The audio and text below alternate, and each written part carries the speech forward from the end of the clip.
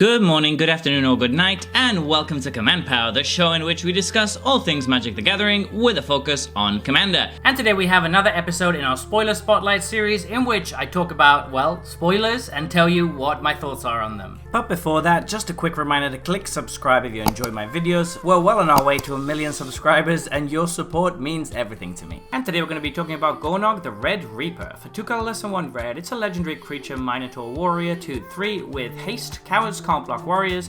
Whenever 1 or more warriors you control attack a player, target creature that player controls becomes a coward, and attacking warriors you control get +X/+0, where X is the number of cowards your opponents control. Now this is a super interesting card that I'm very excited to build around, and there's a few reasons for that. And for starters, it's because it's a very unique card. So first off, it's a Minotaur, so of course it's got that 2/3 stat line that we've come to expect. But then the most interesting part about this card is that it has a very cool override mechanic. So basically when you have cards that add a creature type to another creature, they tend to do so in addition to its initial type. So it's kind of an additive thing instead of overriding. But this doesn't. This straight up changes the creature type into a coward. Now that's very, very interesting for multiple reasons.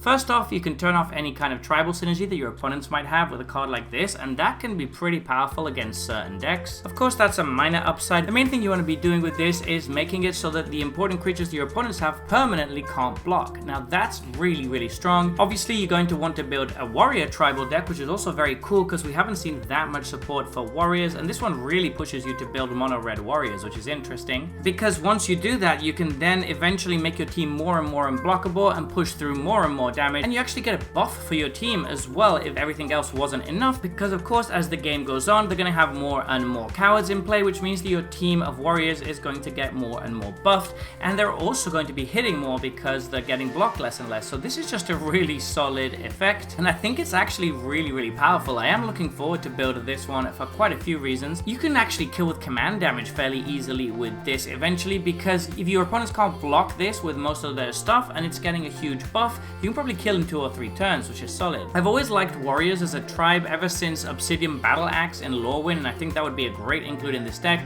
but just in general, it's a very cool card with a ton of text really for 3 mana. One thing to note as well, apart from everything else, is that you don't actually need to attack with Gornog in order to get the trigger, so you don't need to put him in harm's way until you've taken out enough blockers that he can safely get through. That's pretty relevant because it means you can spend the early turns of the game just sitting back with Gornog as you attack with your warriors and make fewer of your opponent's creatures able to block until eventually he can kind of swing through unopposed and deal a ton of damage to your opponent. All the while he's buffing your attacking warriors, so he's almost like an Anthem that doesn't really need to get into the red zone until he's absolutely needed. I really like this card and I'm really looking forward to building a deck around it, so stay tuned if you're looking forward to that deck tech. So there you have it. Those have been my thoughts on this new spoiler. What do you think though? Do you disagree with me, or do you think I got it right? Let me know in the comment section below. I always make sure to read all of your comments. And if you enjoyed this video, don't forget to click like or subscribe. It really helps the channel, and until next time, take care.